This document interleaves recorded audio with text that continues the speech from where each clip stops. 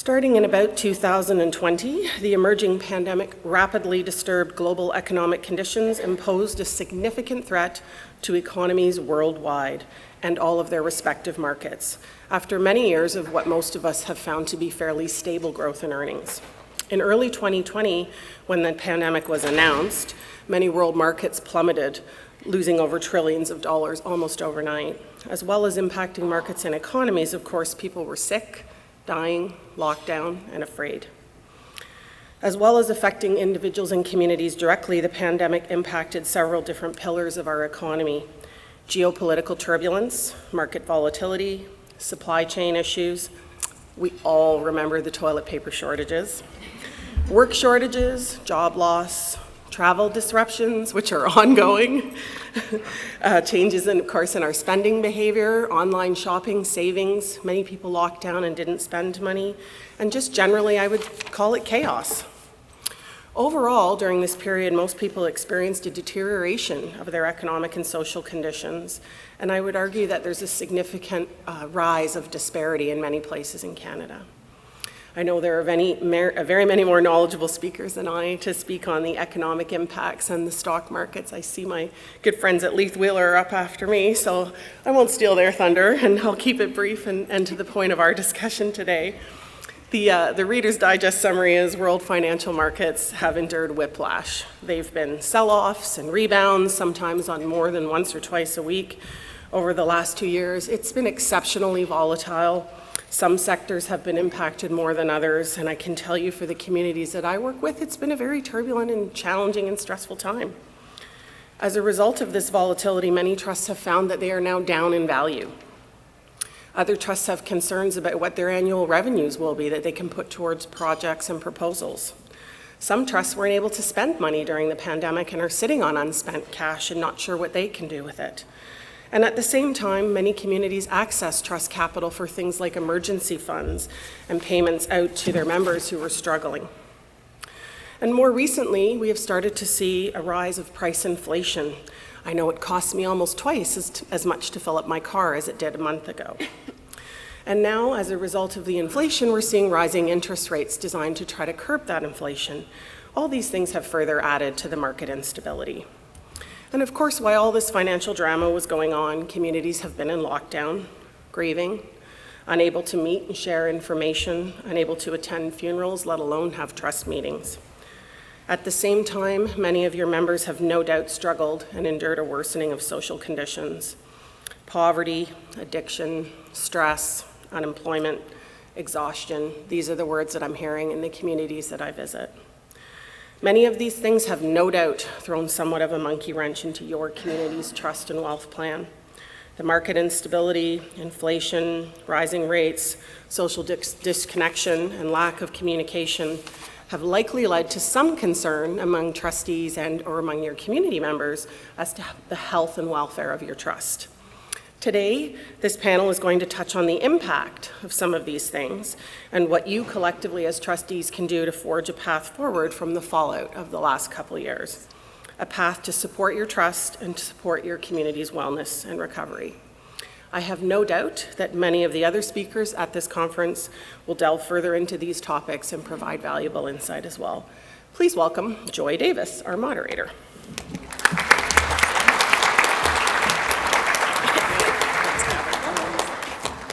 All right, hi everyone. So we'll just jump right into it with our questions.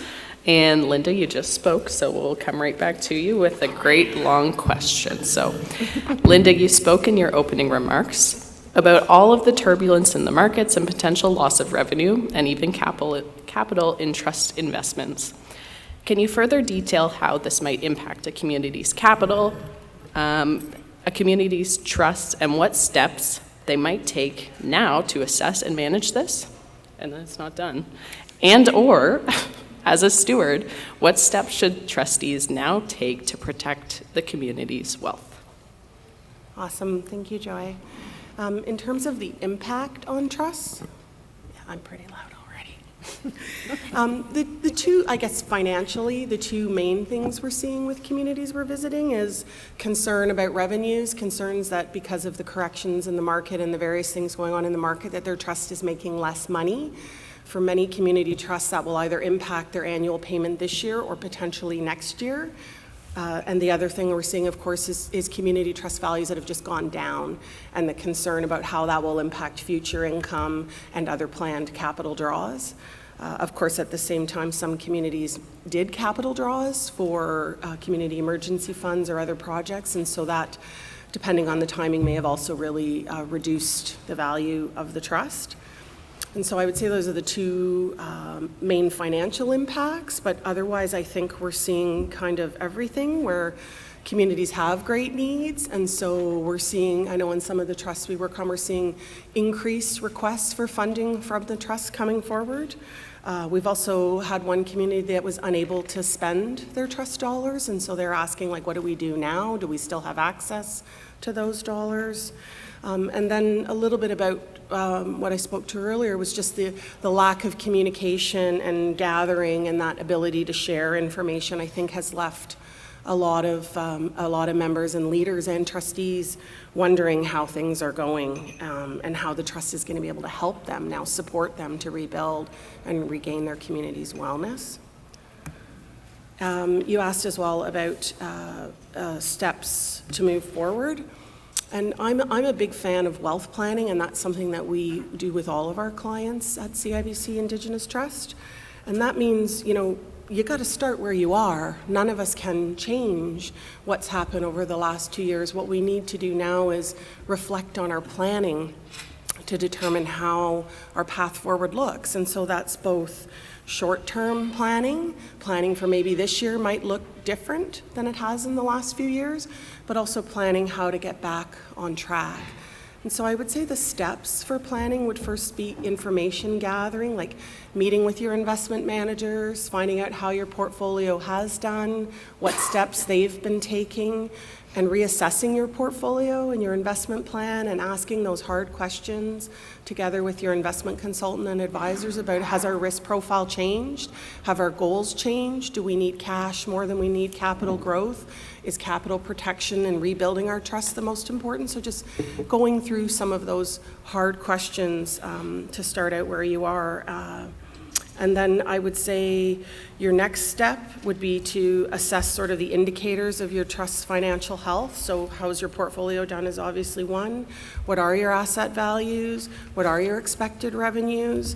And then I would say the next step is don't panic, because, and I'm sure some of the investment speakers will speak to this, but just because your trust is maybe down this year or was down last year, or there's concern about your trust now, doesn't mean it will always be that way. Historically, markets have always rebounded, and it's been my experience in the years I've been doing this that while a trust might have 1 or 2 slower years or even a negative year, that it will come back. Otherwise, I would say the next step would be to actually revisit things like your budget and your spending plan. What projects have you committed to? What projects could be delayed? What projects should be added now that perhaps your community's priorities have changed? And just re-engaging your community on where are you at? What are your priorities? What is your vision? And then if you go through that wealth plan review and then you bring it all together, it helps you to determine how to pivot now. What are the numbers you have to work with, and where are you going to go with those? And then also when you're done that short-term piece to look at, and what is the impact going to be over the next 3 to 5 years, and how do we need to adjust to do that?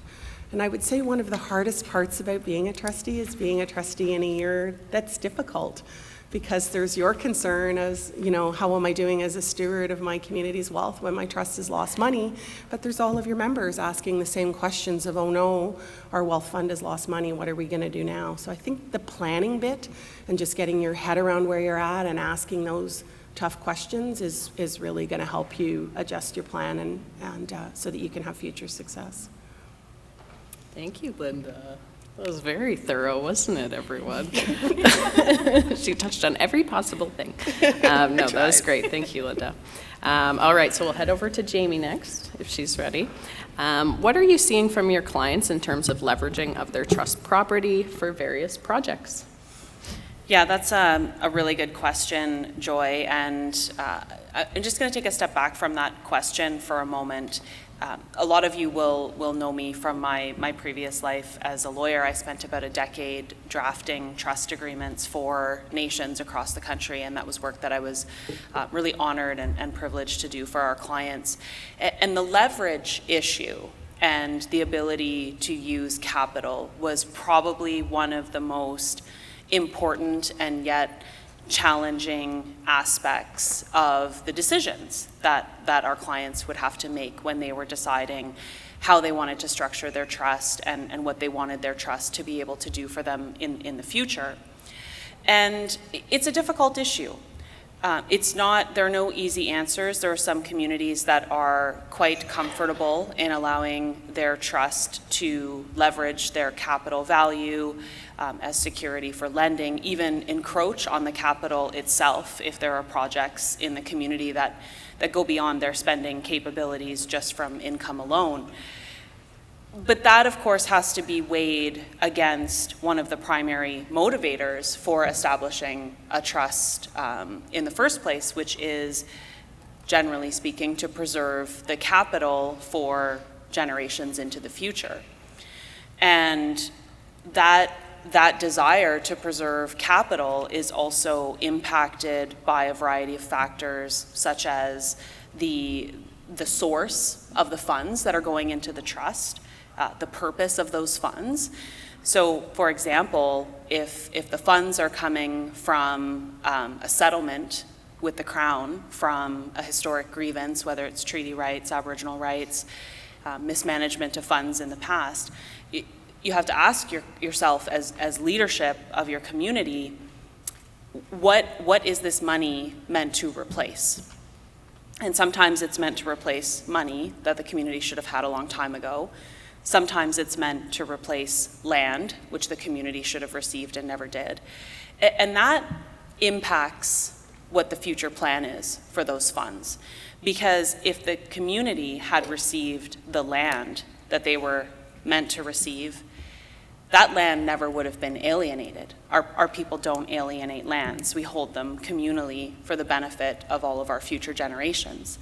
And so if that money is a replacement asset for that land, then I would suggest that the fund should be treated in the same way that you would treat the land. And that means the goal should be to preserve the capital, the whole of the capital, for every generation that comes after. So then you have to put these two principles together, right? Because on one hand, you have this desire to preserve your capital, and on the other hand, there's a desire to be able to leverage your wealth to do good things in your community. And sometimes those good things involve major projects where the annual revenue from your trust might not be sufficient to do something like build an elders center, build a new community center, build a new school. And clients would come to me who had trusts in the past, and one of their major complaints was often, we have this fund, we have these assets sitting here, valued in the tens and sometimes the hundreds of millions of dollars, and we have zero access to these funds other than we receive an annual payment every year. We need a school, we need a community center, we need money for major projects, and yet we have $150 million sitting in a trust. We can't access the capital, we can't borrow against it, we can't use it as security, and yet we're not at a place financially as a nation to be able to get that loan independently. And that was really frustrating for a lot of nations, really frustrating not being able to access your own wealth. And so this question around leverage is one that has arisen over the last number of years because of these factors. And I suppose what everyone wants to know is, what's the answer? And well, I don't really know what the answer is, right? I know what the options are. That what the answer is going to depend on your community, your goals for your trust fund, and where you see your future going. And if it's right for your community to have controlled access to your trust funds, either through capital encroachments or through the ability to leverage your assets, then the question just becomes, what kinds of controls do you put on that ability to leverage? What dollar limits do you put on the ability to access the capital in your trust? What time limitations? Is it a dollar amount over a certain period of time? Is it a dollar amount up to a certain value can be decided by the trustees, and anything above that has to go to a community vote? There are ways to control that access to capital to ensure that you're protecting that fund for the future generations, while also still allowing some use of that trust property to make the community better today.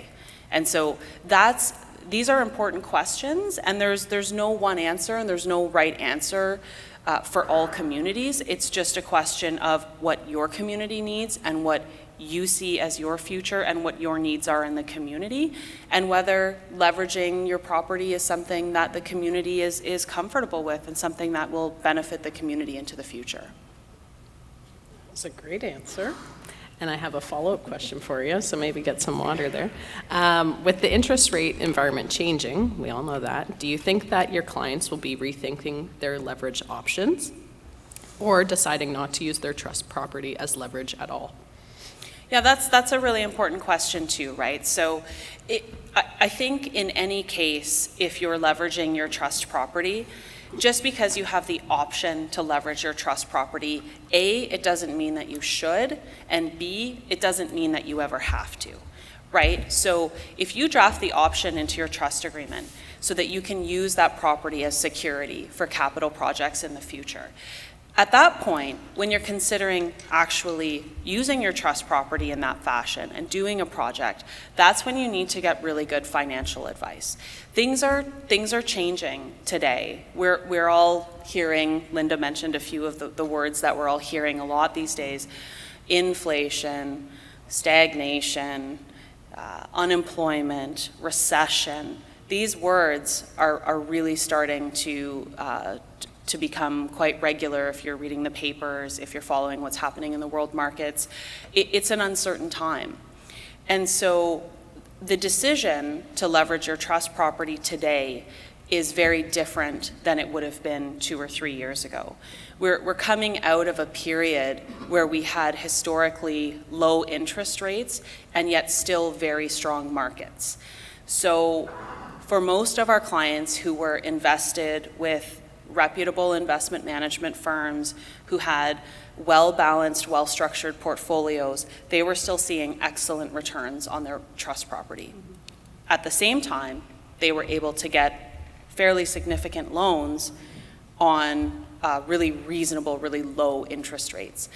And so the differential for them, if you can get a loan, obviously at 3.5%, and your portfolio is averaging 10%, 12%, 14% returns, why would you ever spend your own capital as opposed to leveraging your capital, leaving your portfolio invested, continuing to earn those returns, and then servicing your loan with some of your annual income?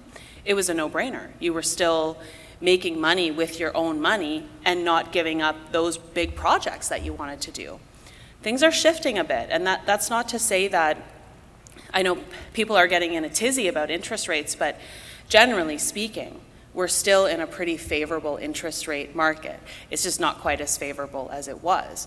But that's going to change over the next couple of years. And then that question of whether it's the right time to borrow and to use your trust property as security, that's a question that you need to sit down with your financial advisors and look at what are your returns, what are you reasonably expecting over the next couple of years, what other financial obligations do you have with that annual income that you're generating, and what is the leverage going to cost you? And that's a decision that every community and every trust will have to make on their own. Awesome. Thank you so much, Jamie. Those are some great points and great things to think about. All right, let's head over to our resident talker. I know she'll have lots to say, and she gets the biggest question here. So, for Megan, she knows I'm talking about her. If you know Megan, you know she's a talker. Okay, so this isn't new information. All right, so Linda and Jamie discussed financial impacts, wealth planning, and opportunities related to Indigenous trusts during and in the post-pandemic realty. Linda also outlined ways to protect the community's wealth, which brings us back to community. I'm wondering how community engagement was impacted by the COVID-19 pandemic.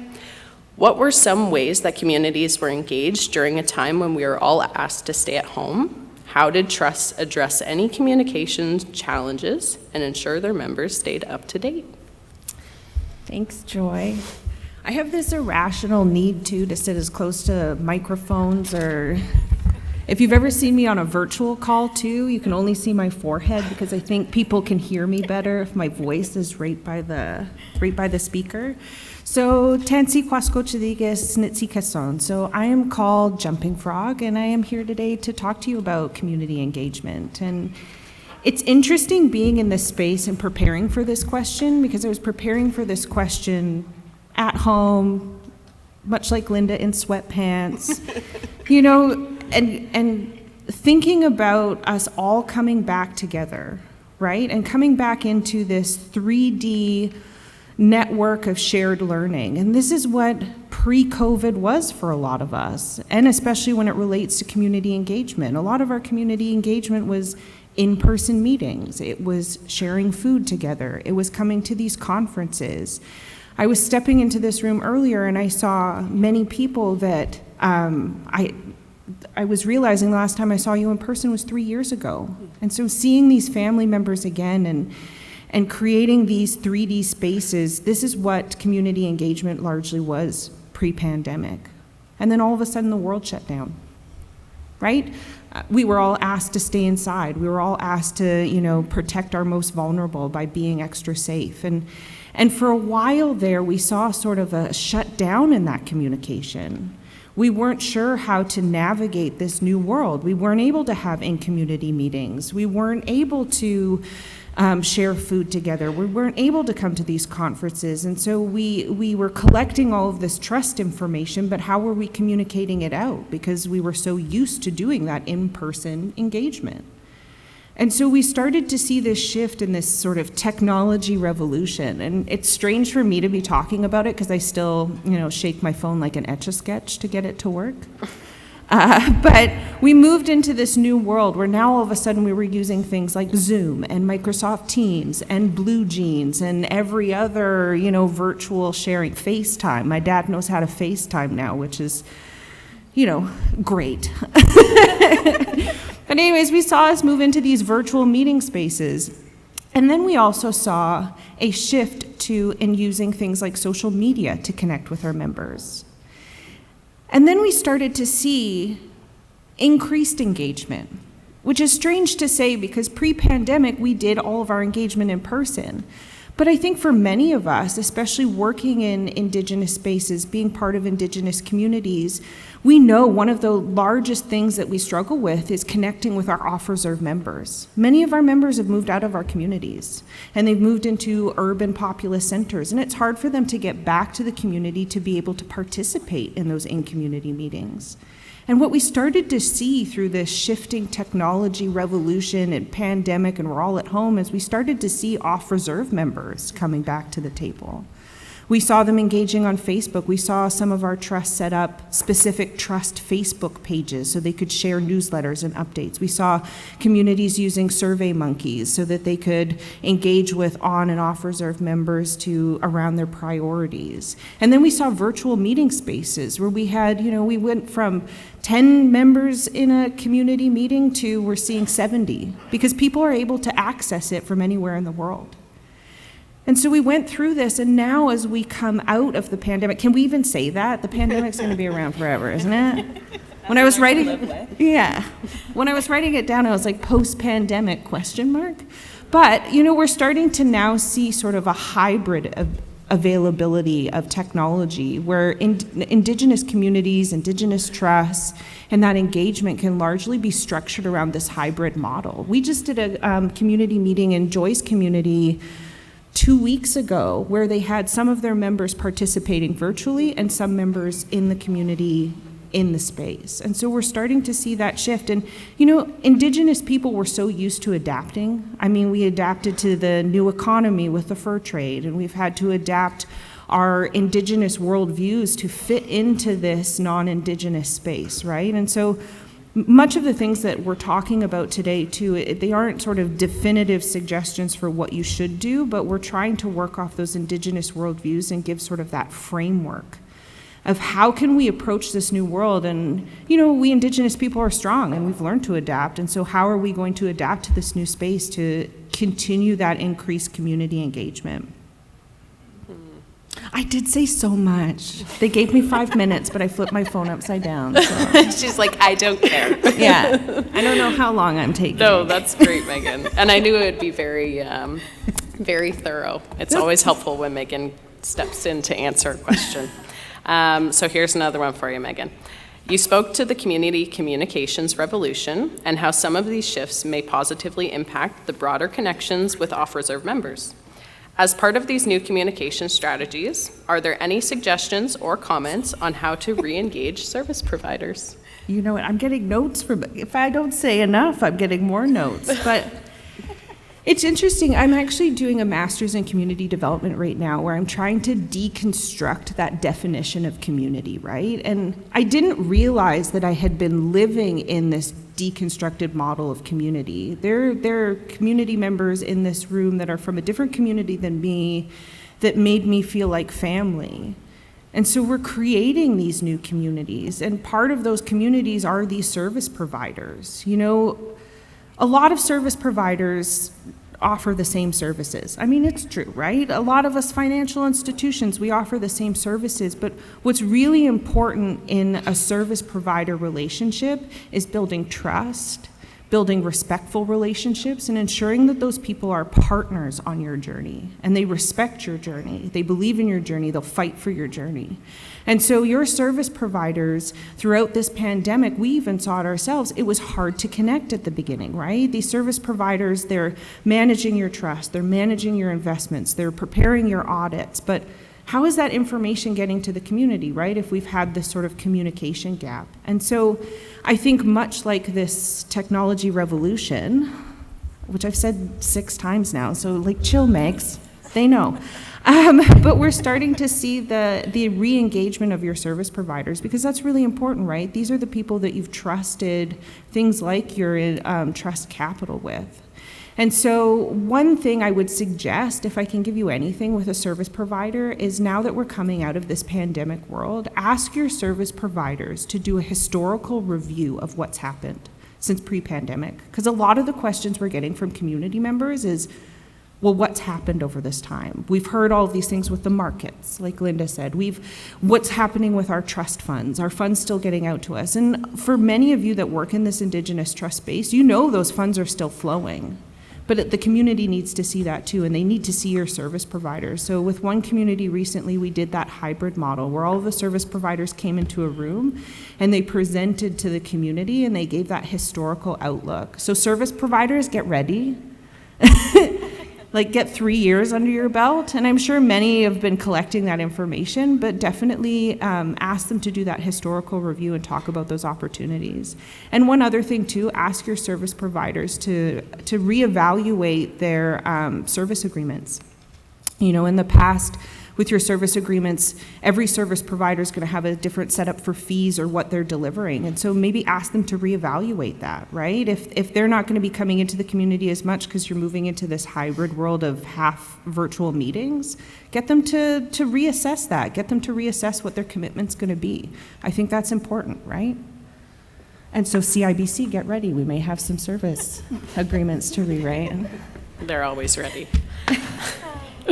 All right, so thank you so much, Megan, for your answers. They're always helpful, as I said. All right, and last but not least, we have Brittany.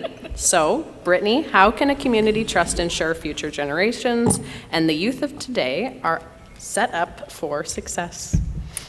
Thank you, Joy. And let me know if you can hear me okay. I'm a step above Megan where I sit really close, but I yell into the mic too. So I'm going to kind of keep it back a little bit, but let me know if you can hear me. So in terms of setting up youth and the future next generation, we really like to start with per capita distributions. That's kind of when your money hits. There's a settlement. If you are getting a distribution, that's really where that impact's going to be seen. So what we like to do is share knowledge. You can't build financial resiliency without kind of knowing those fundamentals. So where we like to start is financial literacy, that education, providing that to minors and the adult population as well, because we all need to be honest as well. We didn't learn this in school about loan amortization and all of those really fundamental things as adults you do on the daily. So we start there, teaching minors things like, credit, debt fundamentals, debt management, lending, building your wealth, really that importance of that money, because that's going to follow you throughout your life.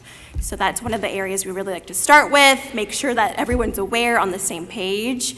And again, knowing about financials and where that takes you in life, it's really important to start there.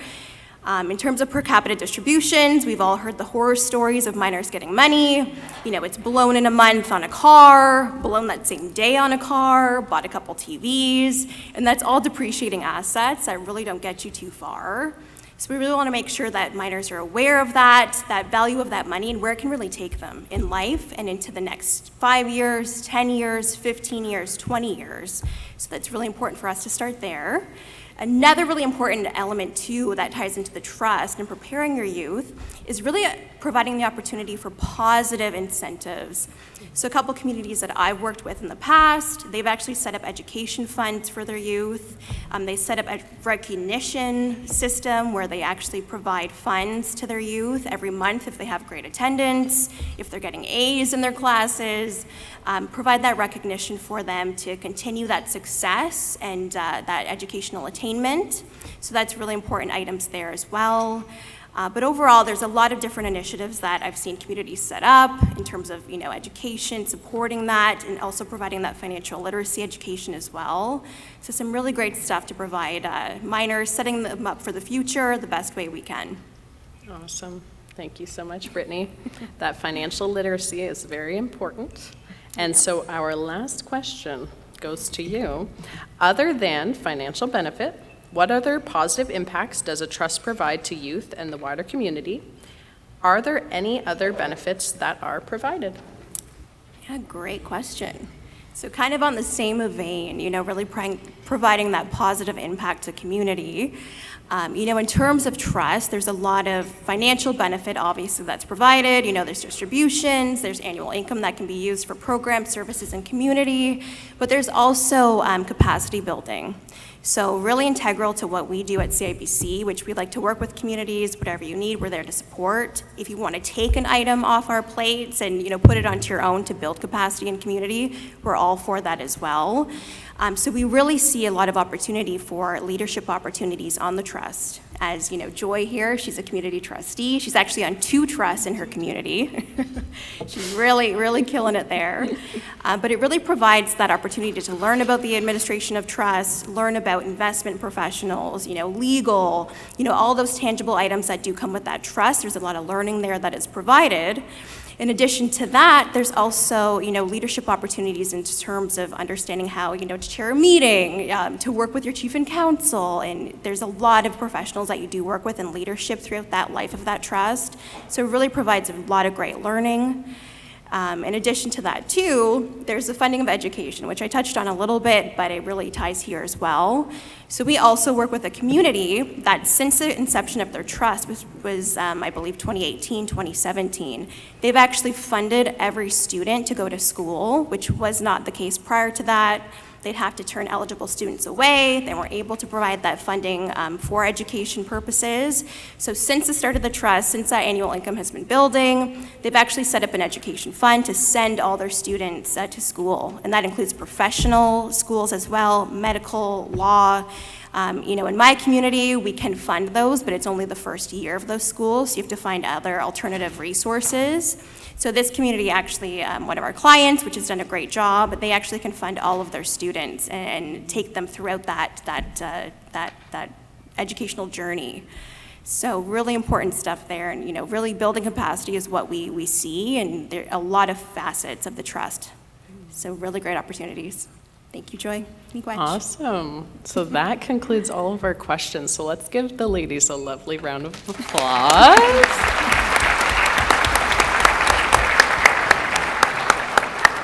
And I know that was a lot of information, so I just wanted to open it up and see if there's any burning questions that anyone has. Well, we've got them right here, and it's okay if not. Yeah, go ahead. Hi, Kate Morris from Northern First Nation. Some of you may know me as a financial literacy champion. I spent over 25 years teaching financial wellness to Indigenous peoples from an Indigenous concept. So I really am encouraged to hear, Brittany, that you're doing some work on that component, and I'm just wondering how you're able to do that without influencing people. Because a lot of people are really vulnerable with the knowledge they receive, and sometimes when it's tied to certain service providers, they tend to be geared towards those products. So I'm just, how are you able to generically empower people with the knowledge they need without attaching it to a product? Thank you. Yeah, great question. Thank you for that, Miigwech. So for us, we actually were really hands-on in terms of working with the community to hear what they want to hear. We don't just have, modules set up where we're just kind of a pre-recorded kind of, give the speech, say the fundamentals of credit and, loan amortization, all of that good stuff. We actually say, what do you want to hear? What does your members want to hear? We actually set up as well some programs for both minors, youth, younger, 13-year-olds, maybe ones that are in high school, also post-secondary student youth age as well, because that's a whole different bucket too of, you're starting to pay bills, you're starting to maybe get a credit card. So it's a little bit different for younger ages. But we do kind of look at those different age brackets, adults as well. We do kind of tailor some for them as well, kind of what do you want to hear, investing, great, even just budgeting. I probably didn't get good at budgeting until I was probably 25, 26. And before that, it was just, everything's game, spend. It was really, really a learning lesson. So budgeting, you're not really born with that knowledge. You need to kind of build it up, learn. So we do provide that as well. But really, it's about tailoring. What does everyone want to hear? What's appropriate for your community? You tell us, and we will tailor it to what you need. So that's really where we start. And I'll let anyone else jump in there as well. Yeah, if I could just add that none of our education programming is products and services at all, and none of it has branding or anything on it. It's strictly whatever the topic is, information on how to learn about that topic. There's no plug for product or anything at all. Like if we spoke about a bank account, it would be in a general way. It wouldn't reference anything that we offer or anything that anyone else offers. And to Brittany's point, it is all tailored. We usually work either with the trustees or the chief and council, whichever group it is, the school. I've taught at schools, and you gear it specifically towards what information they want to hear.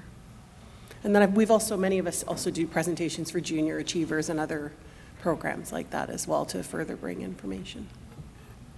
I was just going to add quickly. I was going to add what Linda was going to say, but I beat you. I know she beat me, but I think it's important to take the service provider out of that education piece, because what it really is building capacity for individual Indigenous community members, right? So it's not leading with, oh, here's a credit card, let's build a tailored education session around that. What it is about building capacity. We're fortunate to be invited into a community to build that education. And so it isn't about selling a product or service for CIBC. And I think on the flip side too, what we're trying to redo, or what we're trying to do at the financial institution is sort of remove the patriarchy from how we do business as well, and deconstruct our models of business. And so part of that is around that commitment to true reconciliation, right? And so we're trying to incorporate Indigenous worldviews, so like the 7 sacred teachings, love, respect, humility, into our practice, and then developing those materials out in collaboration with community so that it does respect that journey.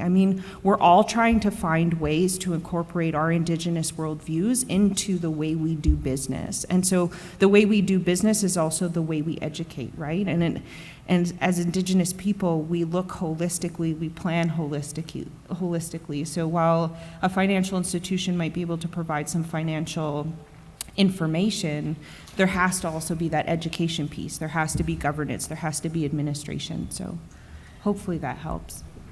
And I just had to hear my voice again. No, I'm just kidding. I knew she'd get in there. Thank you so much for that question. It's a really great one.